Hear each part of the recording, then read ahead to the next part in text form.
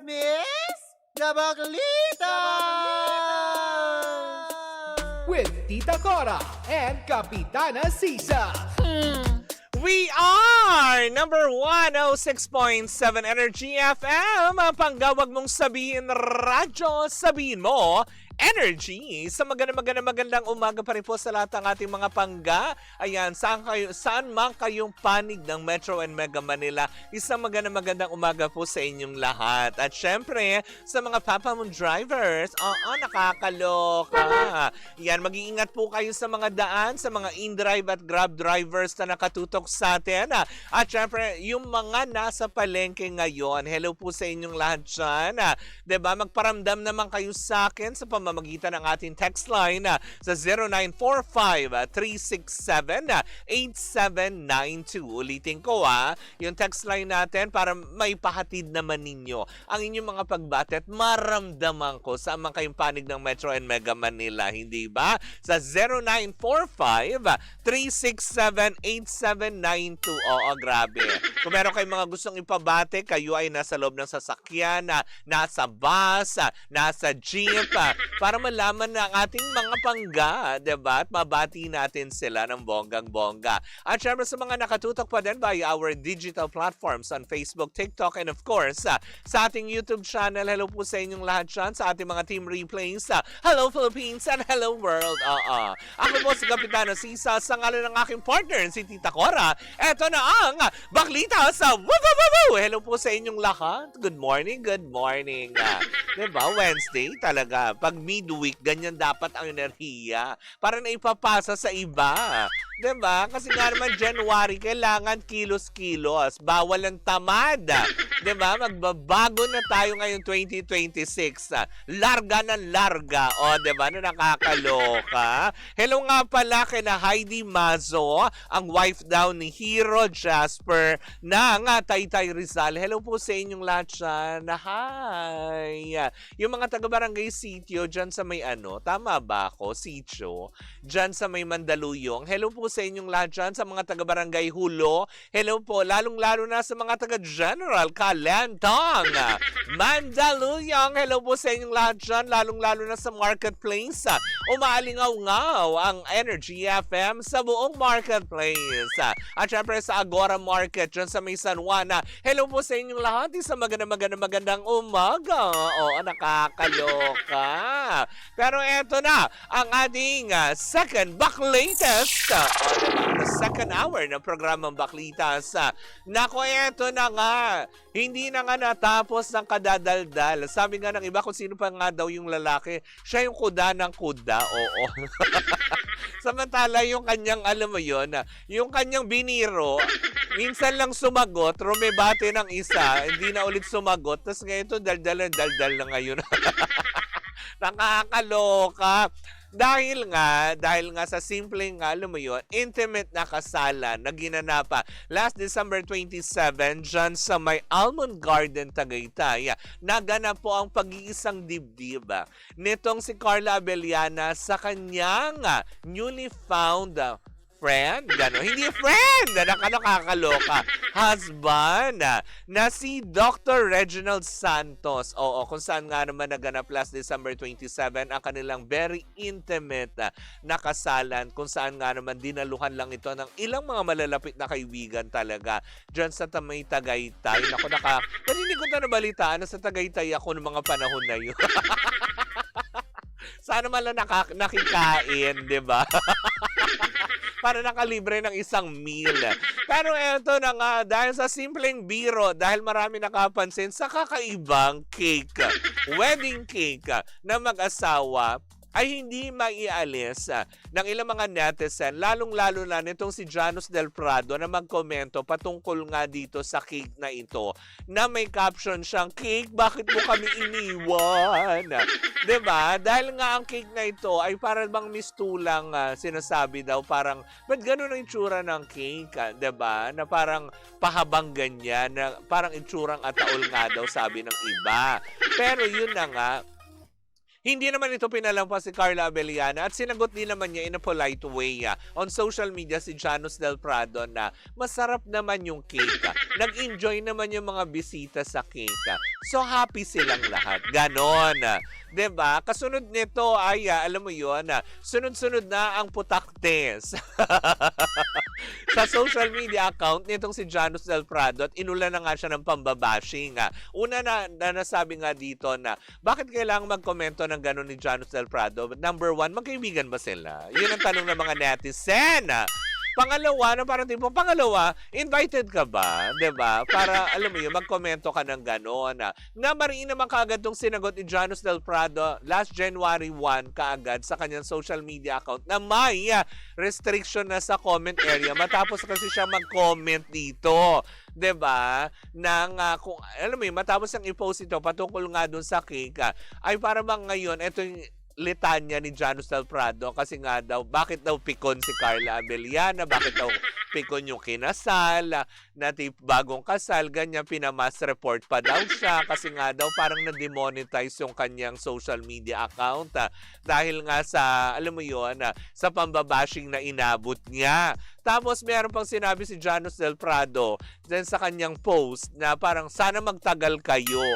Sana tumagal kayo hanggang 6 months. Yun ang kanyang mga post. Nakakaloka naman. Diba? Sana nga tumagal ng isang kontrata. Ganun ba yun? Kasi diba, hindi mga lang daw, tinalo pa nga daw yung contractual kasi diba yung kasal nila ni Tom Rodriguez. Tinalo pa nga daw ang isang contractual employee. Hindi nga daw lumampas ng 5 months. Diba? Nung naghiwalay sila na kanyang former husband na si Tom Rodriguez. Parang ito yung sinasabi siguro ngayon nitong si Janus Del Prado kay Carla Abellana. Pero right after niya mag-comment nung one and only comment ni Carla Abellana ay hindi na rin niya kumaga pinatulan itong si Janus Del Prado, 'di ba? Oo nga naman, 'di ba? Kasi unang-una, 'di ba? Tama naman yung mga ano ng netizen. Unang-una, hindi naman kita kaibigan. Pangalawa, hindi naman kita inimbita para maging kritik sa Kiko, 'di ba? Na nakakaloka. Sabi ni Mario Palmera, lesson learned. Huwag magbiro sa di mo ka-humor. Idadagdag ko dyan. Huwag magbiro, 'di ba? Kung hindi ka naman friend. O in fairness, may mga nagme-message, 'di ba, na nakakatuwa. Dahil naririnig ko tumatagak tak tak tak tak tak tak, 'di ba, na nakakaloka yung ating cellphone. 'Di ba? Sa ating text line 0945-367-8792. Totoo naman yun, 'di ba? Sabi niya, good morning po Kapitana Sisa. Pabati naman po ang dietary department ng Ace Malolos Hospital mula kay Kuya Edgar, Ate Tessa, Lorna and others. Always po kami nakikinig sa inyong programa. Lagi kaming masaya buong hapon. Maraming salamat po. Oy, in fairness, 'di ba? Sabi sa inyo marami talaga nakikinig, mga silent ano natin. 'Di ba, Chokoy Ganjong ko? Inabutan mo din ako, hindi ka late. Magandang umaga, Pangga. Pabati po kami dito ang group namin sa Grab. O, diba? Ano to? Grab ay Laihona Driver Society, Roadmaster under Top Alliance. Maraming salamat po. In fairness, isave nyo po ang aming text line na 0945-367-8792 para naman, alam mo yun, maramdaman namin saan kayong parte. Good morning po, pabati po sa lahat ng Green GSM drivers. Pa-request din po ng song Walang Hanggang Dulo by Bini. Ayun to. Aray. Walang, talaga mga drivers ng GSM, Bini talaga Talaga nakakaloka kayo. Ayan Sabi niya, hello, baka gising si Carla. Sabi, wag ka na. Pero sa, ano to? Ano yung Jericho Lyrit? Ano itong message mo? Putol-putol. Pero yun na nga, as in talaga, yun lang din naman sasabi ko, 'di ba? Hindi naman dahil sa biro. Unang-una talaga, hindi kasi sabi nga ni Janus Del Prado sa kanyang post, hindi na daw mabiro itong kumaga nagbibiro lang naman daw siya. Pero kasi, 'di ba, unang-una tama naman din, 'di ba, Rodel Rico? Pag hindi mo kasi friend, unang-una, at hindi na alam mo 'yun, magkakilala lang kayo bilang artista, 'di ba? Na parang ba't mo bibiruin? 'Di ba, na nakakaloka? Ako ba, pwede ba ako magbiro? Kunwari, hindi naman kami, alam mo yun, minsan lang kami nakita ni Miss Regine Velasquez. Magbibiro ba ako sa kanya ng, alam mo yun, alam kong mami-misinterpret at alam mo yun, mamasamain niya. 'Di ba, hindi? Nakakaloka. Hindi naman porket nagkakilala kami minsan, bibiruin ko na. Siyempre, gagamayin ko din yung ugali kung pwede ba itong mabiro o hindi. 'Di ba? Kasi nga naman yung biro dapat inilalagay din sa lugar. Tsaka isa pa, ba't mo kasi pinuntirya yung cake? 'Di ba? Lalo pat kung kung hindi naman galing yan sa Fernando's Cake. Wow, Ate Pinky, hello po sa inyo. Magandang umaga. Si Janus kasi di nakatikim ng cake. Dapat nga ginawa ni Carla that day na yon. Ini-slice niya yung 1/4 ng cake. 'Di ba? Tapos pinadala niya, ipinagrab niya. Para, alam mo yun, para sabihin kay Janus, para matigil ka, ito yung slice ng cake. Para lang masabi mo din. O, 'di ba? O di naman kaya sana pinadalan mo, pinabalutan mo nung handa nyo. Diba? At may note doon, baka nagugutom ka, kumain ka. Ganon! Diba? Pero Kapitana, tingin mo, mukha ba talagang ataol yun? Hindi. Kasi, diba? Baka kasi, it's like, kasi mayroon sa dulo yung cake, diba? May mga parang flower. Tapos, may pag gano'n na baka symbolic yun. Parang siguro yung design niya, key. Diba? It's a key of love nilang dalawa that binds them together. Baka ganun yung design.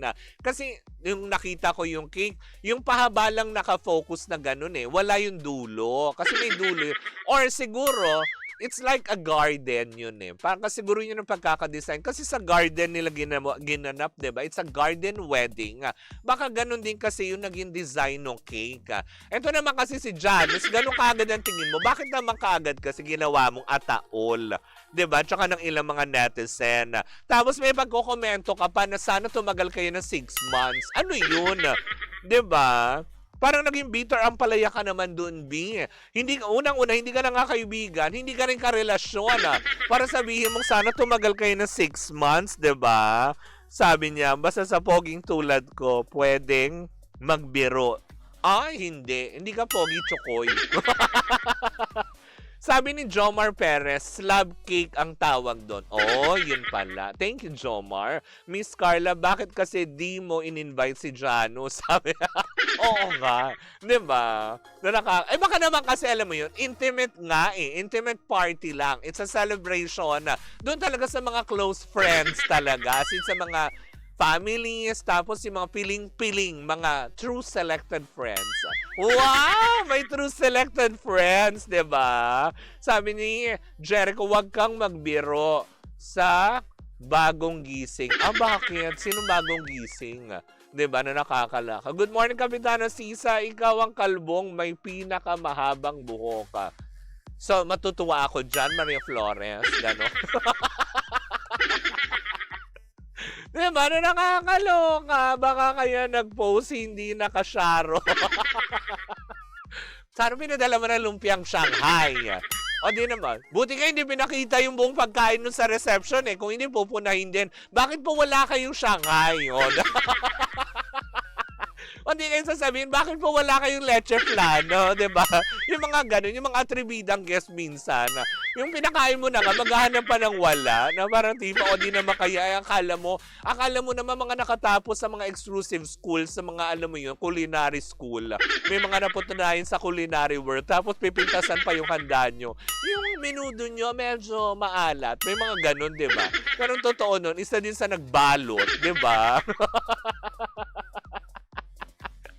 Diba? Nakakaloka yun. Well, anyways, diba? Yun lang. Moral lesson dito, unang-una, diba? Siguro lang, diba? It's the price that Janus have to pay. Kasi nga naman, diba? Kasi kung nagpapapansin ba? Yun, ganun ba ang tawag doon? Diba? Kasi, diba? Hindi kayo magkaibigan para mag-comment ka ng ganun. On social media pa. Tapos nakatag pa kung saan pa mismo yung occasion, kung saan masaya siya. Pangalawa, 'di ba, na Sana naging sensitive man lang kasi it's a happy occasion. 'Di ba? Once in a lifetime 'yun. Kahit naman sinong babae, 'di ba, na may mga ganun dun sa kanyang mga pinost on IG kasi nga proud siya. Proud moment 'yun, 'di ba? Kasal 'yun. Tapos biglang cake, ba't mo kami iniwan? Yun pa yung pinost mo, 'di ba? Na nakakaloka ka. Kaya naman nag-comment, 'di ba? Sabi ni Rodel, next na may ikakasal na artista, tago nyo yung cake nyo. Kay Janus. Nakakaloka ito. Dahil sa cake. Kaya nga naman, Miss Carla, next time naman po, kapag may mga ganong basher, padalan nyo na lang kaagad ng food packs. 'Di ba? As in... O kaya orderan nyo po sa Grab. Para naman kay Mama. Kasi baka hindi yung nga naman kumakain. Diba? Nakakaloka yun. But anyways, diba? Yun lang din naman yun. Wala na daw panahon si Carla Abellana para patulan pa yung usapin na yun. Kasi hanggang ngayon, masaya naman din daw siya. Kumbaga, alam mo yun, ninanamnam niya yung pagiging wife niya. Diba? Dito kay Dr. Reginald Santos. Diba? Na isa palang doktor. Nakakaloka yan. O di naman kayo sabihin mo sa asawa mo, baka pwede niya, alam mo yung konsultahin si Janus. Baka may pinagdadaan. Kaya pati yung cake mo, minuntirya. Nakakaloka. Ako din, hindi na ako magpo-post ng cake, promise. Pag may nagbigay sa akin ng cake, hindi ko, siguro yung slice na lang, ganon. O di naman kayo bibigyan ko ng magandang review. Di ba? Nakakaloka. But anyways, ako mga bangga, yan po muna ang ating tsikahan na second hour ng programa Baklitas. Bukas po magkarinig at magkapanooran na naman tayo para sa isang matigabong tsikahan na dala-dala ng dalawang bakla. Magkasama na kami bukas dahil bukas po ay nandito na ang tita Cora nyo. Kasi tapos na siya makipag-meet and greet sa kanya mga doctors. Diba? Yan. Ihabol lang po natin ang mga pabati mula sa ating text line. Papadi din po sa aming dietitian na si Ma'am Janela and Ma'am Cha ng Dietary Ace Malolos Hospital Department at sa buong kitchen staff. Hindi ko na po lahat mabanggit. Thank you po ulit. Napakasaya ng tawa mo. Nakakahawa. Ganun talaga. Good vibes lang. Diba? Sa amin nga niya, ito pa. Good morning. Pabati naman po kay Nicolay Marcelino at Joel Marcelino na nagdadrive ngayon at nakikinig sa inyo. Maraming salamat. Sama kayo papunta. Mag-iingat po kayo, ha? Ayan, may pahabol. Oh. Sabi niya, si Janus ba yung pulube sa, sa To Get Her ni John sa QTV, kumakain ng tira? Ay, hindi ko alam. Hindi ko pa napapanood. Siya ba yun? Diba? Brian Hernandez, hello. Talagang humabol ng pagbate. But anyways, ako mga pangga, ayan po muna ang ating chikahan. Susunod na po si Baby Tommy para sa kanyang Top 20 program. Sino kayo magna-number 1 ngayong araw or ngayong week na ito? Well, sama-sama natin ba katutukan yan sa programa ni Baby Tommy. Muli po ako po si Kapitana Sisa sa ngalan ng aking partner, si Tita Cora. Tuloy-tuloy pa rin po ang ating tugtugan. Siyempre, dito po lamang yan sa number 106.7 Energy FM. Panggawag mong sabihin radyo, sabihin mo Energy.